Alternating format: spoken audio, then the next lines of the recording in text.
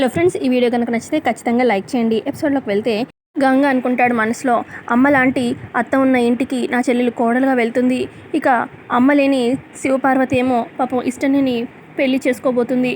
నా చెల్లి పెళ్ళి అవ్వడం కోసం శివపార్వతి పెళ్ళి ఎలాగైనా కూడా జరిగేలాగా చూస్తున్నాను అని చెప్పి మనసులో కొంచెం బాధపడుతూ ఉంటాడు గంగ. ఇక ఇటు పక్కన పూజ చేస్తూ ఉంటారు కదా, అంటే శివ పక్కన కాబోయేవాడు కలిసి పూజ చేస్తూ ఉంటారు. ఇటు పక్క ఏమో ఎదురుగా దేవ అలాగే శ్రీవల్లి పూజ చేస్తూ ఉంటారనమాట. అక్షంతలు వేస్తూ ఉంటే ఇక కావాలని శ్రీవల్లి చేయి టచ్ చేస్తూ ఉంటాడనమాట 2-3 సార్లుగా. ఇక వాళ్ళ అన్నయ్య అక్కడే ఉండేసరికి గంగ ఇక శ్రీవల్లి నవ్వుమొహం పెడుతుంది, కానీ చాలా ఇబ్బంది పడిపోతూ ఉంటుంది. మరోపక్క శివని చేసుకోబోయే అబ్బాయి ఉంటాడు కదా, వాళ్ళ తల్లిదండ్రులు ఇక నెక్లెస్ తీసుకొస్తారనమాట శివకి ఇద్దామని చెప్పి. అమ్మాయి కోసం మేము నెక్లెస్ తీసుకొచ్చాం, చూడండి ఎలా ఉందో అని చెప్పి, రే అమ్మాయి మెడలో వేయరా అని చెప్పి ఇక అబ్బాయికి ఇచ్చి ఆ నెక్లెస్ ఏమో ఇక శివపార్వతి మెడలో వేపిస్తారనమాట. మరోపక్క బంగారం షాప్కి ఏదైనా చైన్ కొందాము అల్లుడికి, కాబోయే అల్లుడికి అని చెప్పి మల్లికార్జున్ వస్తాడనమాట బంగారం షాప్కి. ఏం చేస్తున్నావు అని చెప్పి జ్యువెలరీ షాప్ అతను అంటూ ఉంటే, నేనేమన్నా దొంగతనంలా కనిపిస్తున్నానా, నేను మంచోళ్ళ మారిపోయాను అనగానే, అవునా ఏం కావాలి ఏం కొనాలి అని చెప్పి అతను అడుగుతూ ఉంటే అప్పుడు మల్లన్న ఇలా చెప్తూ ఉంటాడు, నా కూతురు చేసుకోబోయే అతను పెద్ద పోలీస్ ఆఫీసర్, అయితే ఒక చైన్ కొందాం అనుకుంటున్నాను, చైన్ ఎంతలో వస్తుంది అనగానే, ఒక 90,000 కావాలి అని చెప్పి అతను అంటాడు. 90,000 కాదు కానీ 25,000 ఏం రాదా అనగానే, అంతలో ఏం రాదు సార్ అని చెప్పి బంగారం షాప్ కొట్టతను చెప్తూ ఉంటాడు. అవునా సరేలే అని చెప్పి వెళ్ళబోతూ ఉంటే ఈ లోపల దొంగ ఉంగరం అమ్మడానికి వస్తాడనమాట. ఇక మల్లన్న మాటలు విని, సార్ నా దగ్గర 50,000 విలువ గల ఒక ఉంగరం ఉంది, మీకు 25,000 నాకు ఇస్తే సరిపోతుంది అని చెప్పి అనగానే, అవునా ఒకసారి చూపించు అని చెప్పి అంటాడనమాట మల్లన్న. ఇక ఉంగరం చూపించగానే మల్లన్నకి గుర్తొస్తూ ఉంటుంది, ఇంతకుముందు నా భార్యకి నేనే కదా ఈ ఉంగరం కొన్నాను, కష్టపడి కొనిచ్చాను, వీడు దొంగతనం చేసినట్టున్నాడు అని. రేయ్ ఈ ఉంగరం నిజంగా నువ్వు దొంగతనం చేసావు కదా, నిజం చెప్పు అనగానే, లేదు సార్ నేనేం దొంగతనం చేయలేదు అనగానే, రేయ్ నాకు అర్థమైపోయింది, ఇది నా భార్యకి నేను కొనిచ్చిన ఉంగరం, ఆ మాత్రం నేను కనిపెట్టలేదు అనుకుంటున్నావా, ఉంగరం తీసావంటే ఖచ్చితంగా ఆ రోజు 10 లక్షల డబ్బు కూడా నువ్వే తీసుంటావు, నువ్వే దొంగతనం చేస్తుంటావు అని చెప్పి అనగానే ఇక అతను దొంగ భయపడి అక్కడి నుంచి పారిపోతాడు. ఇక దొంగ వెనకాలే కొంత దూరం పరిగెడుతూ ఉంటాడనమాట. ఇక కొబ్బరి బొండల బండి దగ్గర కత్తి పెట్ట చూస్తాడనమాట. ఇక కత్తి పట్టుకొని మల్లన్న ఆ దొంగ వెనకాల పరిగెడుతూ ఇక గొంతు దగ్గర పెడతాడు. నిజం చెప్తావా లేదా, లేదంటే చంపి పడేస్తాను, చెప్పు ఎందుకు చేసావు అనగానే, సార్ నేను కావాలని చేయలేదు సార్, నాతో ఆ దేవసరి చేయించారు, ఆ రోజు మొత్తం డబ్బులు తీయమన్నారు, ఈ ఉంగరం కూడా తీయమన్నారు అని చెప్పి అనగానే, ఇక డబ్బులు మొత్తం ఆయనకి ఇచ్చేసాను, ఇక ఆడపిల్ల పెళ్ళికి సంబంధించిన డబ్బు కాబట్టి మొత్తం అంతా నేనే తీసుకుంటే పాపం తగులుతుంది, నువ్వు కొంత తీసుకో అని చెప్పి నాకు కూడా ఇచ్చారు, ఆ విధంగా రోజు దేవస చెప్పడం వల్లే చేశాను అని చెప్పి ఇక అతను తప్పించేసుకుంటాడనమాట.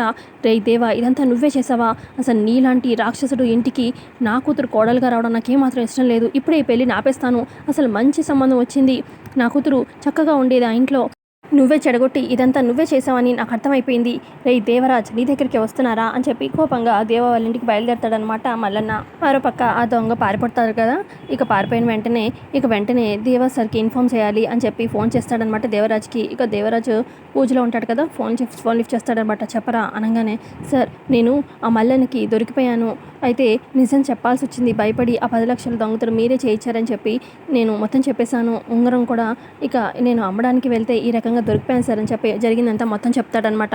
నేనైతే పారిపోతున్నాను మీరు జాగ్రత్త సార్ అని చెప్పి ఫోన్ పెట్టేస్తాడు. ఇక కంగారు పుడుతుందనమాట ఇటు పక్కన ఉన్న దేవాకి. ఇప్పుడు ఏం చేయాలి, ఇక మావయ్య కనుక ఇంటికి వచ్చాడంటే ఇక అస్సలు ఈ పెళ్ళి జరగనీయడు, శ్రీవల్ల నాకు దక్కనట్టే, ఇక ఇక ఇటు పక్క గంగ అయితే ఇక చెప్పనే అవసరం లేదు, ఏమైనా చేస్తాడు అని చెప్పి ఏం చేయాలని చెప్పి ఇక ఆ పూజలో నుంచి లేచి నించుంటాడు. చాముండేశ్వరి ఏంట్రా లేచావు, పూజ చేయి అనగానే, అది నానమ్మ నాకు నా పై ఆఫీసర్ వస్తున్నారు, నేను అర్జెంటుగా పోలీస్ స్టేషన్కి వెళ్ళాలి అని చెప్పి అక్కడి నుంచి వెళ్ళిపోతాడు. ఇక అప్పుడు చాముండేశ్వరి, అంటే నా మనోడు పెద్ద పోలీస్ ఆఫీసర్ కదా, వాళ్ళకి 24 గంటలు పనే ఉంటుంది, బిజీగానే ఉంటాడు అని చెప్పి, ముందు మీరు కానివ్వండి పూజ అని చెప్పి అంటుంది. ఆ తర్వాత ఇటుపక్క దేవరాజు వెళ్తాడనమాట రూమ్లోకి వెళ్ళి. ఇక కంగారు పడుతూ ఉంటాడు, ఏం చేయాలి ఎలా ఆపాలి, ఏదో ఒక కేసులో వీడిని ఇరికి చేయాల్సిందే మావయ్యని, లేదంటే నా గురించి మొత్తం అంతా చెప్పేస్తారు, ఇక నా క్యారెక్టర్ అందరికీ అర్థమైపోతుంది అని చెప్పి ఇక గబగబా పోలీస్ డ్రెస్ వేసుకుంటాడనమాట. ఈ లోపల ఎదురుగా అక్కడ వచ్చి నించుంటుందన్నమాట శివ.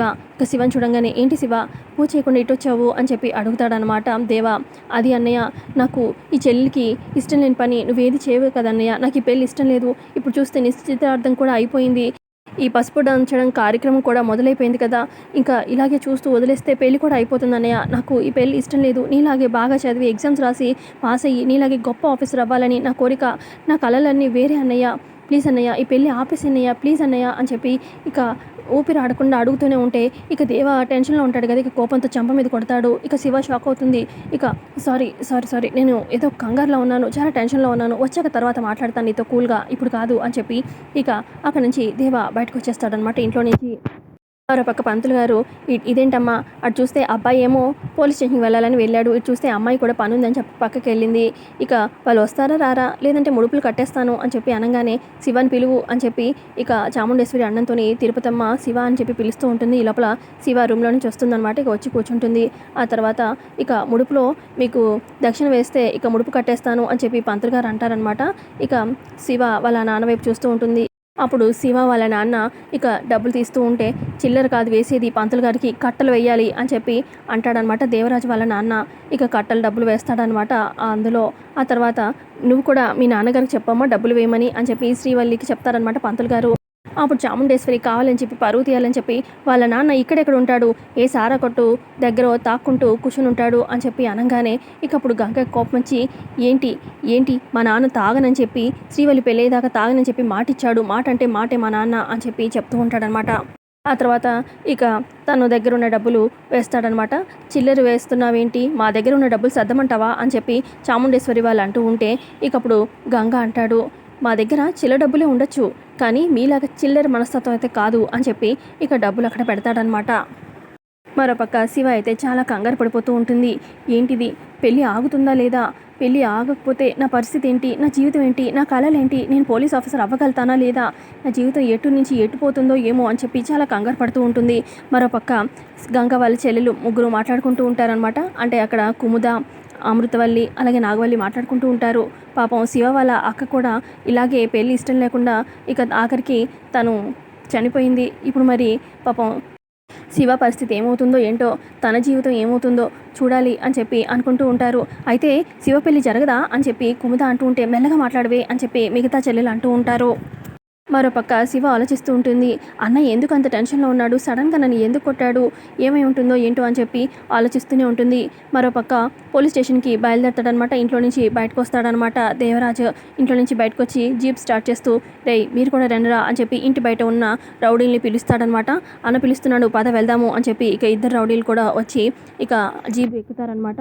ఇక జీప్ ఎక్కిన తర్వాత దేవరాజు అనుకుంటాడు ఏదో ఒక కేసులో ఇక ఆ మల్లని ఇరికిచ్చేసేయాలి, లేదంటే నా గురించి నిజం చెప్పేస్తాడు, నా క్యారెక్టర్ అంతా బయటపడిపోతుంది, ఏదో రకంగా తప్పించుకోవాలి, లేదంటే నేను శ్రీవల్లిని ఎప్పుడు కూడా అందుకోలేను, నా పెళ్లి జరగాలంటే ఎట్టి పరిస్థితుల్లో కూడా మల్లన్న నోట్లో నుంచి నిజం బయటికి ఎవరికి కూడా తెలియకూడదు ఎప్పటికీ అని చెప్పి ఇక బయలుదేరతాడనమాట జీప్లో పోలీస్ స్టేషన్కి.